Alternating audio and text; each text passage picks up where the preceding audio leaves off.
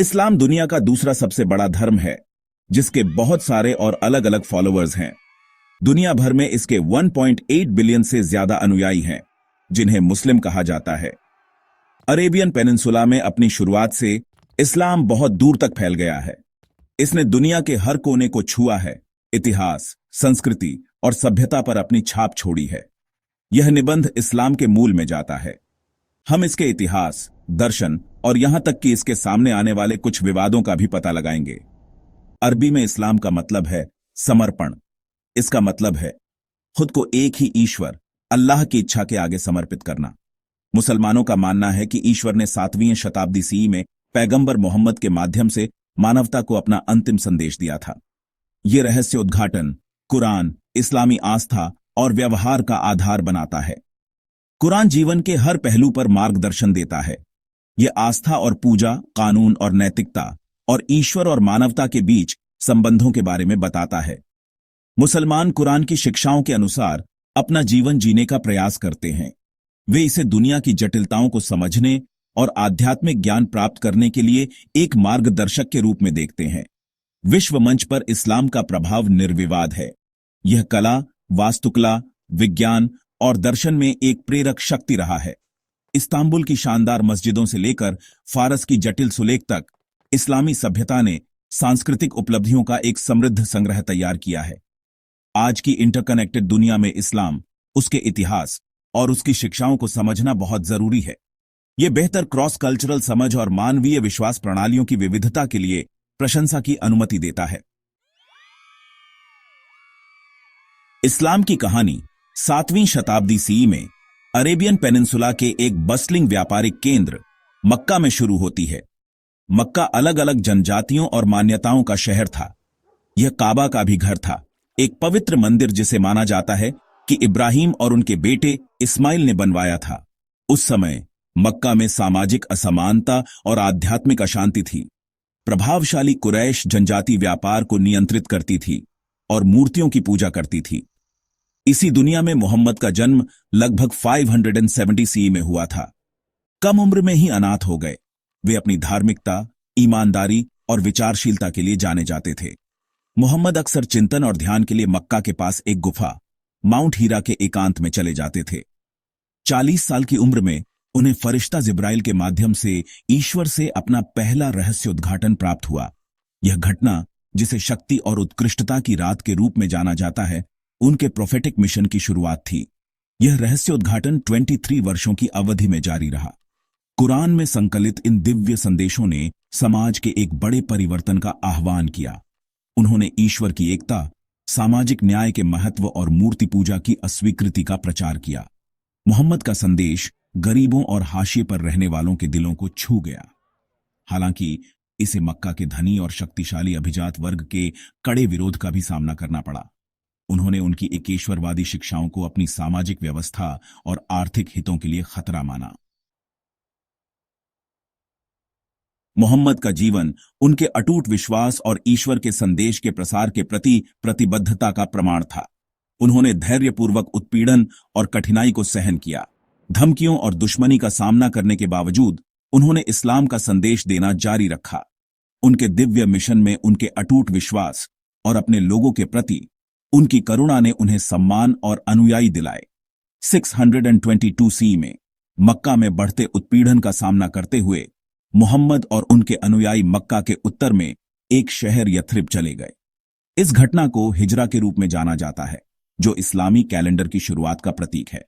यथरिब में, जिसे बाद में मदीना नाम दिया गया, मोहम्मद ने पहले मुस्लिम समुदाय की स्थापना की। मदीना शुरुआती मुसलमानों के लिए आशा की किरण बन गया। इसने उत्पीड़न से एक शरण स्थली और इस्लामी सिद्धांतों पर आधारित समाज स्थापित करने के लिए जगह प्रदान की।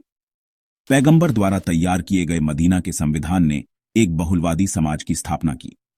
इसने यहूदियों और अन्य समुदायों के लिए धार्मिक स्वतंत्रता की गारंटी दी, जो मुसलमानों के साथ शांतिपूर्वक सह अस्तित्व में थे।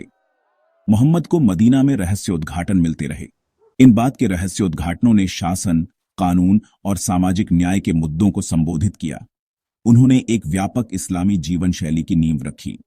मक्का वासियों के साथ वर्षों के संघर्ष के बाद मोहम्मद और उनके अनुयायी 630 सी में मक्का लौट आए। उन्होंने बिना रक्तपात के शहर पर विजय प्राप्त की। इस जीत ने इस्लाम के इतिहास में एक महत्वपूर्ण मोड़ दिया।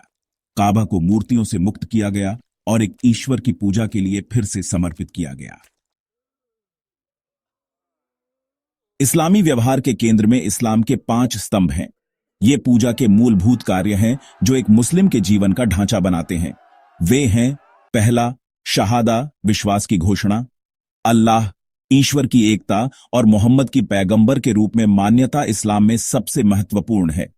शहादा, कोई ईश्वर नहीं है सिवाय अल्लाह के और मोहम्मद उसके रसूल हैं, इस विश्वास का प्रमाण है। यह इस्लाम को अपनाने की दिशा में पहला कदम है और ईश्वर के प्रति एक मुसलमान की प्रतिबद्धता का निरंतर स्मरण है। दूसरा, सलाह, प्रार्थना। मुसलमान पूरे दिन में विशिष्ट समय पर 5 बार नमाज अदा करते हैं। सलाह के रूप में जानी जाने वाली ये प्रार्थनाएं उपासक और ईश्वर के बीच एक सीधा संबंध है। इनमें कुरान के पाठ और कई तरह के आसन शामिल हैं। सलाह ईश्वर की उपस्थिति की याद दिलाती है, जीवन की व्यस्तता के बीच शांति और चिंतन के क्षण प्रदान करती है।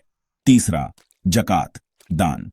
इस्लाम के प्रमुख सिद्धांतों में से एक सामाजिक न्याय है और कम भाग्यशाली लोगों की देखभाल करना है। जकात दान का एक अनिवार्य कार्य है, जहां मुसलमान अपनी संपत्ति का एक हिस्सा जरूरतमंदों को देते हैं। यह किसी की संपत्ति को शुद्ध करने और समाज के भीतर संसाधनों का उचित वितरण सुनिश्चित करने का एक साधन है। चौथा, सौम, उपवास। रमजान के पवित्र महीने के दौरान मुसलमान सुबह से शाम तक खाने पीने से परहेज करते हैं। सौम के रूप में जाना जाने वाला उपवास का यह समय आध्यात्मिक चिंतन, आत्म सुधार और कम भाग्यशाली लोगों के प्रति सहानुभूति का समय है। यह समुदाय की भावना को बढ़ावा देता है और मुसलमानों को ईश्वर के प्रति कृतज्ञता और भरोसे के महत्व की याद दिलाता है। पांचवां, हज, तीर्थयात्रा। प्रत्येक सक्षम मुसलमान जो इसे वहन कर सकता है, उसे अपने जीवन काल में एक बार मक्का की तीर्थयात्रा, हज करने की आवश्यकता होती है। यह एक गहन आध्यात्मिक यात्रा है, जहां जीवन के सभी क्षेत्रों के मुसलमान साधारण सफेद वस्त्र पहने पैगंबर इब्राहिम और उनके परिवार के परीक्षणों की याद में अनुष्ठान करने के लिए इकट्ठा होते हैं। हज एकता, समानता और ईश्वर के प्रति अपनी इच्छा के समर्पण का प्रतीक है। कुरान, इस्लाम की पवित्र पुस्तक, सृष्टि का एक मनोरम वर्णन प्रस्तुत करती है। इसमें ब्रह्मांड और उसमें मौजूद हर चीज को एकमात्र सर्वशक्तिमान ईश्वर अल्लाह द्वारा बताया गया है। कुरान के अनुसार यह सृष्टि कोई यादृच्छिक घटना नहीं थी। यह दिव्य इच्छा का एक जानबूझकर और उद्देश्यपूर्ण कार्य था। अल्लाह ने अपनी असीम बुद्धि से आकाश और पृथ्वी को बनाया। उसने आकाश को तारों से सजाया और दुनिया को सूर्य और चंद्रमा से रोशन किया। कुरान पहाड़ों, नदियों और समुद्रों के निर्माण का खूबसूरती से वर्णन करता है, जो ईश्वर के डिजाइन में निहित संतुलन और सद्भाव पर प्रकाश डालता है। मिट्टी से बनाया गया मनुष्य इस्लामी सृष्टि मान्यताओं में एक विशेष स्थान रखता है। अल्लाह ने मनुष्य में अपनी आत्मा फूंकी, उसे बुद्धि और स्वतंत्र इच्छा शक्ति प्रदान की। यह मनुष्यों को अन्य कृतियों से अलग करता है और उन्हें पृथ्वी पर ईश्वर का प्रतिनिधि बनाता है। सृष्टि का कुरानिक विवरण ईश्वर की शक्ति और महिमा को स्वीकार करने के महत्व पर जोर देता है। यह मनुष्यों को पृथ्वी के संरक्षक बनने और सारी सृष्टि के साथ सद्भाव में रहने की उनकी जिम्मेदारी की याद दिलाता है। सृष्टि की कहानी को समझने से एक मुसलमान के विश्वास में गहराई आती है और प्राकृतिक दुनिया के अजूबों के लिए विस्मय और कृतज्ञता की भावना पैदा होती है।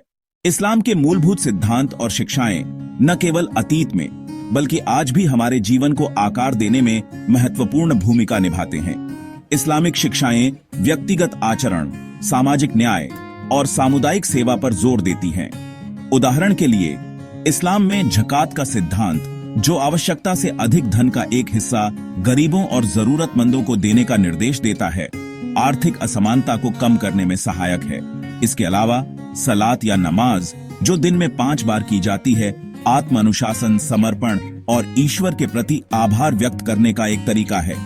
इस्लामिक शिक्षाएं पर्यावरण की देखभाल और प्राकृतिक संसाधनों के सतत उपयोग पर भी जोर देती हैं। इन शिक्षाओं का पालन करके हम एक अधिक संतुलित और समृद्ध समाज का निर्माण कर सकते हैं। इस्लाम की यह शिक्षाएं हमें याद दिलाती हैं कि हमारा आचरण और हमारे कार्य न केवल हमारे लिए बल्कि पूरी मानवता और पर्यावरण के लिए महत्वपूर्ण है।